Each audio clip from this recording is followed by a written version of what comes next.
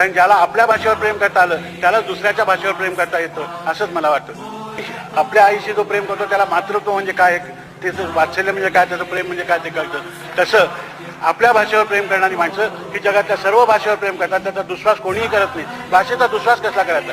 दुश्वास ही निराळीच भावना आहे, ती कोणीही करत नाही. त्या अभिमानाने आपण म्हटलं की हो मी मराठी आहे, मला नेहमी मराठी आहे असं म्हणताना वाटतं की शिवाजी महाराज सुद्धा कधीतरी सोयराबाईंना हातचं पिठलं काही जमलं नाही बरं का वगैरे मराठीत सांगत असतील. ही कल्पना मला खूप बरी वाटली की थोर माणसं मराठीत बोलतात वगैरे. तर अशा थोर माणसांनी जी भाषा समृद्ध केली त्यातलेच आपण एक लहानसे आहोत. ही बाकीची मंडळी मोठी आहेत, त्या मनाने लहानसा असून सुद्धा मला तुम्ही मोठा केलात. हे महाराष्ट्र धर्माला जागलात की नाही मला माहिती नाही. तर आपल्याकडे सामान्यतः मोठा मनुष्य असला तरी ठीक आहे वगैरे असं नाही तर चढून जाईल अशा प्रकारची आपल्याला काहीतरी भीती असते. आम्ही आता अशा वयात आलेलो आहोत की आता चढून जायचं असलं तर कोणातरी खांद्यावरच चढून जाणार. त्यामुळे ती भीती बाळगायचं काहीही कारण नाही आपल्याला.